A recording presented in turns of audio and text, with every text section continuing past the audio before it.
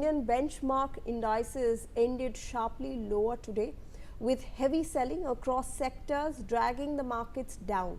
The BSE Sensex tanked 1,097 points to close near the 80,700 mark, while the Nifty 50 slipped below the 24,500 level, reflecting broad-based weakness across Dalal Street. Markets had opened on a cautious note following weak global cues, and selling pressure intensified through the session as investors turned risk-averse. One of the key triggers behind the fall was the overnight sell-off in US markets, where the Dow Jones Industrial Average, S&P 500 and the tech-heavy Nasdaq Composite closed lower, impacting investor sentiment across global markets. Rising geopolitical tensions in West Asia and concerns over higher crude oil prices also weighed heavily on market mood, prompting investors to trim their positions in equities. And back home, selling was seen across key sectors including banking, IT and metals, which dragged the benchmark deeper into the red. Now, heavyweight banking stocks such as HDFC Bank and ICICI Bank were among the major losers during the session, contributing significantly to the fall in both indices. Now, market participants also remained cautious ahead of key global economic cues and continued foreign investor outflows despite the sharp decline. Analysts say that investors are closely monitoring global developments, including crude oil prices and geopolitical tensions, which are currently driving volatility across financial markets. Let me in fact first rope in Professor M.K. Agarwal on this. So, sir, when we are looking at the markets, they are obviously in the red due to the ongoing geopolitical turmoil as well, but there are also concerns regarding the crude oil prices. Crude oil prices are mounting pressure on the economy because it may lead to inflationary tendencies.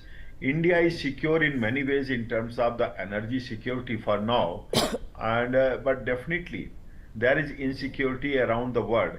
So given that type of situation, and the global situation is that the market sentiments are not good. And if you are looking at the Indian scenario, what is happening, its shipments are under threat, not in terms of physical things, but in terms of how it will be delivered to the destination. That's the challenge. And moreover, how the Indians would receive whatever they want to import from different destinations. So all these are causing panic, and banking sector is also under pressure for different regions. So you'll find that the situation in the, whether it is the Indian stock market or the US stock market or elsewhere, since the production uncertainty is there, supply uncertainty is there, shipping uncertainty is there, insurance cost is going high, and there are so many other factors, it is definitely mounting its pressure on the stocks and the sentiments of the investors and producers.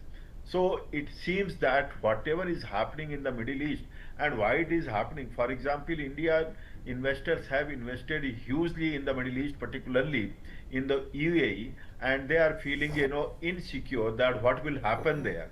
So these type of situations disturb the sentiments. Although India's fundamentals are quite strong, its future seems to be quite strong, and we are pushing for new sectors as the growth engines. For example, today morning itself, Prime Minister opened a webinar for rural economy, agriculture and fishing, etc. It is not that we are not strong, but what is happening, global pressure is such that it is a turmoil, it is a global disorder rather that is emerging.